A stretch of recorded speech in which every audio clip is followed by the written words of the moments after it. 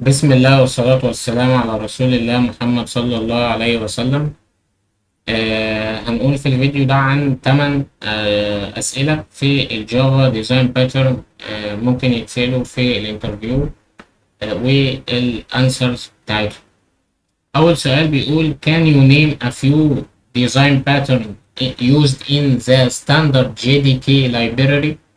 Here is a list of design pattern used in Java core libraries.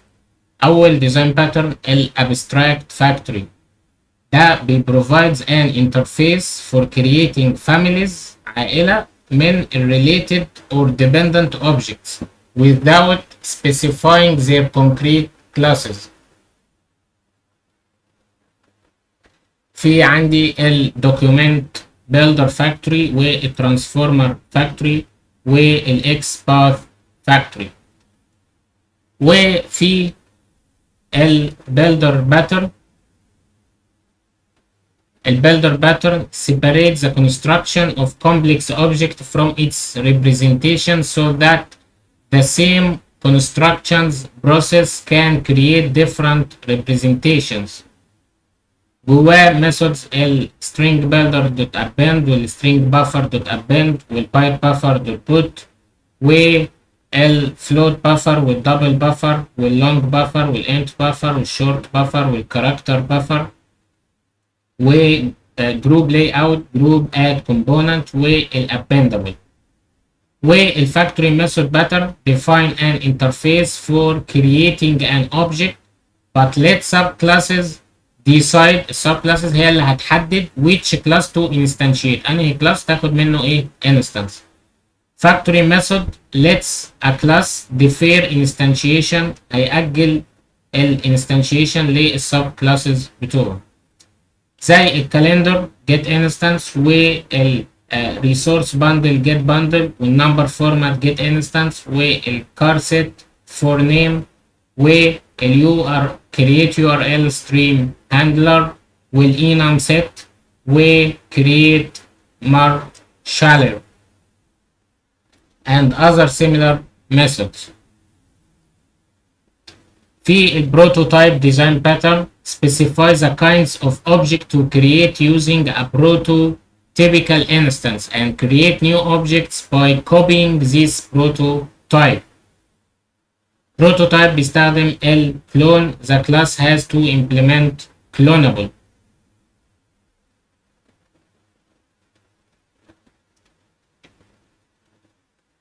يبقى هو بيكريت نيو اوبجكت عن طريق ان هو بيستنسخ اوبجكت اوريدي ايه موجود. والسنجلتون ensure a class only has one instance، بيتأكد ان الكلاس ليه انستنس واحدة بس and provide a global point of access to it، وبيمنح global وصول للانستنس دي على مستوى السيستم كله. امثله على ده الجافا.lang.runtime وجافا.awt desktop get desktop والget security manager. تاني سؤال what are the design pattern used in your current projects؟ في الحالة دي ممكن تقول له على design pattern انت استخدمته في البروجكت بتاعك واحتاجته ليه وطبقته ازاي. تالت سؤال what are the advantages of the factory pattern and when to use the factory pattern؟ ايه هي مزايا الفاكتوري باترن وامتى استخدمه؟ اول حاجه الادفانتج، المزايا بتاعه الفاكتوري ديزاين باترن factory method pattern allows the subclasses، بيسمح للسب كلاس to choose the type of objects to create، ان هو يختار نوع الاوبجكت اللي هو هيكريته. حلو. It promotes the loose coupling by eliminating the need to bind application specific classes into the code. بيعمل loose coupling، بيقلل اقترانية الكومبوننتس ما بينها وما بين بعضها، الكلاسز ما بينها وما بين بعضها. That means the code interacts solely with the resultant interface or abstract class so that it will work with any classes that implement، هيشتغل مع اي كلاس بيimplement الانترفيس ده or that extends the abstract class، او اي كلاس بيextend الابستراكت كلاس بتاعه. use the factory method pattern when استخدمه لما a class can't anticipate the class of objects it must create أو a class want its subclass to specify the object it creates. عايز يخلي السب كلاسز هي اللي تحدد الاوبجكت اللي هتكريته. classes delegate responsibility. الكلاسز بتفوض المسؤوليات بتاعتها to one of several helpers subclass and you want to localize the knowledge of which helper subclass. انهي helper subclass هو اللي هيديليجيت.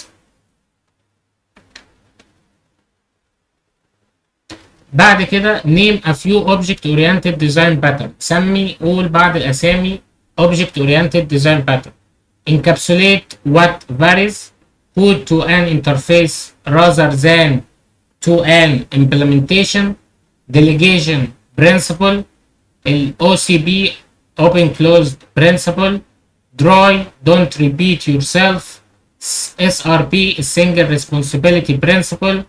ال LSP Liskov substitution principle. ال ISP interface segregation principle.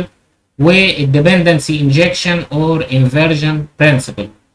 دول السوليد برنسبلز. احنا عاملين بلاي ليست كامله عن السوليد برنسبل فيها شرح برنسبل وفي فيديو لمده ساعه بشرح فيه السوليد برنسبل كلها ريفيو عليها، وخدنا كذا فيديو فيه اسئله واجوبه عن السوليد برنسبلز ممكن ترجع لها، ممكن تتسالها في الانترفيو والاجابات بتاعتها زي الفيديو ده كده.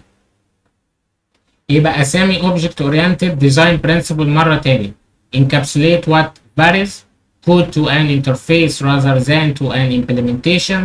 delegation principle. OCP. don't dry don't repeat yourself. SRP LSP ISP dependency injection and or inversion principle. what is the use of design pattern؟ ايه هي استخدامات الديزاين باترن؟ design patterns can speed up the development. ممكن يسرع عملية الديفلوبمنت التطوير بتاعتك process by providing tested بان هو بيمنحك tested proven development paradigms حلول مجربة ومختبرة واثبتت ان هي شغالة بشكل كويس. Effective software design require considering issues that may not become visible until later in the implementation. Reusing design pattern انك تعيد استخدام الديزاين pattern helps to prevent subtle issues that can cause major problem and improve وبتحسن الكود readability قراءتك للكود for coders للناس اللي بتكود and architects familiar with the pattern. Often people only understand how to apply certain software design techniques to certain problems. These techniques are difficult to apply to a broader range of problems.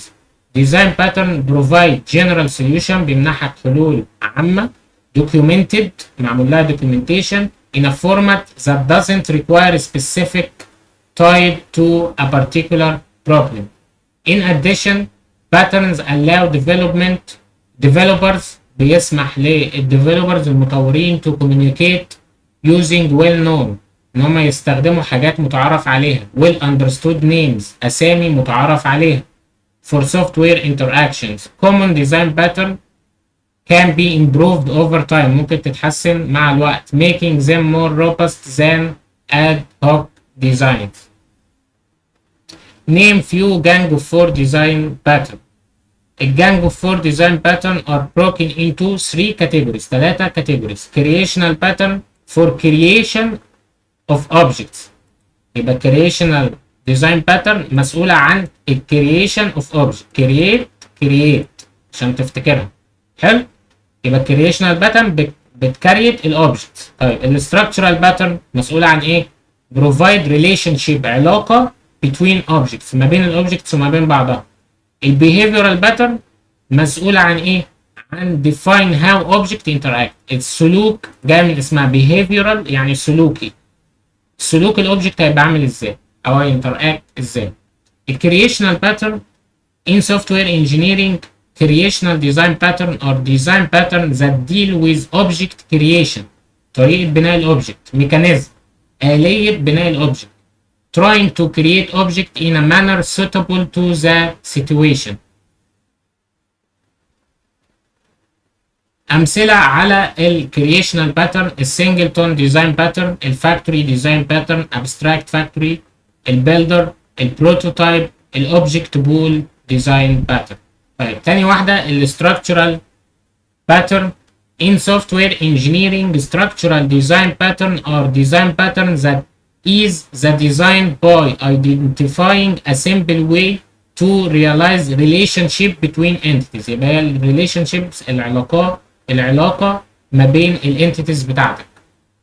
أمثلة على ال structural pattern: الادابتر والبريدج والكومبوزيت والديكوريتور والفاساد والفلاي ويت والبروكسي. behavioral pattern. In software engineering, behavioral design pattern are design patterns that identify common communications pattern between objects and realize this pattern. By doing so, this pattern increase flexibility، بيزود المرونة in carrying out this communication. أمثلة عليه ال chain of responsibility، الكوماند، الإتريتور، الميدياتور، الميمنتو، الأوبزرفر، الستيت ديزاين باترن، الاستراتيجي، التمبلت، الديليجيشن. What is singleton design pattern and when to use it؟ امتى ايه هو السنجلتون وامتى استخدمه؟ ensure a class only has one instance، بتأكد ان الكلاس ليه instance واحدة بس. and provide a global point access to it، وبمنحه وصول على مستوى السيستم كله. يعني اي مكان في السيستم او في الابلكيشن اقدر اوصل للانستنس دي. use the singleton pattern when، بستخدمه لما ايه بقى؟ there must be exactly one instance of a class، لازم يبقى عندي instance واحده بس من الكلاس. and it must be accessible to clients، ولازم يبقى ليها وصول من الكلاينت كود from a well known access point، من access point معروفه، نقطه وصول معروفه. when the sole instance should be extensible by subclassing and the clients should be able to use an extended instance without modifying، من غير ما يعدلوا الكود. آخر سؤال: what is the builder design pattern and when to use it؟ ايه هو البيلدر وامتى استخدمه؟ البيلدر separate the construction of complex object from its representation، بيفصل او يعزل بناء الاوبجكتس المعقده عن عرضها so that the same construction process can create different representation. نفس الكونستراكشن تقدر تكريت representations ايه مختلفه، عرض مختلف. use the builder pattern when، استخدم البيلدر pattern لما the algorithm for creating a complex object should be independent، لازم يبقى منعزل of the parts that make up the object and how they are assembled.